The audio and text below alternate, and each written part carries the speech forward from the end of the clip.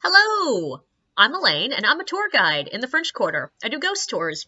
And I am not going to tell you the stories that I tell on my tour, because you gotta pay for those. But if you want to hear some interesting things that have happened to me while I'm leading random drunk people around the French Quarter, I got you.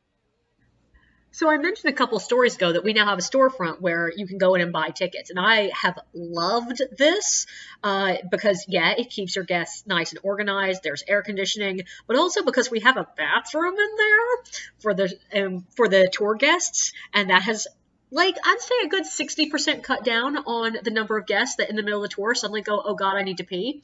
It hasn't 100% cut it down because it seems some people just can't hold it for an hour and a half, and that's fine. I understand. But we have had a couple of interesting moments with the storefront, one of which I was not there for and one of which I was. The one that was not there for yesterday, it seems that one of our employees was eating her lunch and she got called to the front of the store for some reason, and she left her fries sitting on the counter back in the employees only section, which you have to pass through the employees only section to get to the bathroom. So, it's not as private as some employees only sections are. But she was in the front helping a guest, and one of the people goes to the back to go to the bathroom or to look around. I'm not sure which. But a few minutes later, he comes out licking his finger. And when everyone's like, he says, I found some fries back there that someone had abandoned, so I just decided to have some. And Stormy goes back and finds that, yes, this random drunk had just stuck his finger in her fries and licked his finger clean. And of course she was like, nobody abandoned them. That was my lunch. So needless to say, by the time the tour started that night when I came in, she was not in a good mood because she had not had her lunch.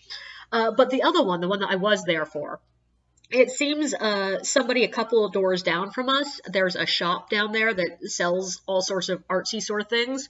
And it seems someone from that store just did not like that a tour guide company opened a store a couple doors down from them, because we had for a couple of nights been seeing this guy come out and aggressively walk through the guests and make snide comments and glare at us.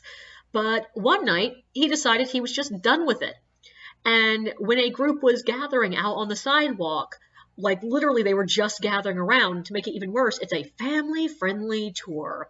This jerk just comes up and starts screaming in the guide's face about how she can't block the sidewalk and he's tired of us taking up all the room and how we're occupying all this space and he's so tired of all these people out here on the sidewalk. And I come upon this, literally I'm finishing a tour coming back to the store to meet my next guests, and I have two guests that I was walking back to the store because we have t-shirts and they wanted to buy one of the t-shirts. And so me and these two guests are walking up while this man is literally millimeters from one of the other guide's face, screaming in her face about how he fucking hates all this. And meanwhile, there are families with small children looking on in utter horror. And so I dash into the store to be help somebody. Rhodey's being harassed by a random guy out there. And I sort of expected them to go, well, what do you want us to do? And I love our store staff, because all three people who work in the store just launched themselves out in the street. And within seconds, I hear them being like, hey, you need to leave her alone. This is inappropriate. And one of them comes back in for a minute to grab her phone to call the cops. And it turned into an entire thing. And at one point, Rhodey comes inside to ask for help organizing her guests while she's trying to get them out of the way. And it turns out she hadn't even managed to get her tour started. And this guy literally interrupted before she could even gather the guests and be like, hey, make sure there's clear room on the sidewalk. And so we all assumed that this was the owner of the store until 2 days later, it seems the guy who actually owns that store came in to apologize for his employees' inappropriate behavior and explained that that will not be happening again. And I will admit, it makes more sense to me for the store owner to be happy with our presence than angry, because yes, we do sometimes block the sidewalk while we're trying to get our group gathered. Now, we will try our best to get them out of the way as soon as humanly possible, but sometimes while people are just mingling around, it's really hard to get them to pay attention and leave a clear path.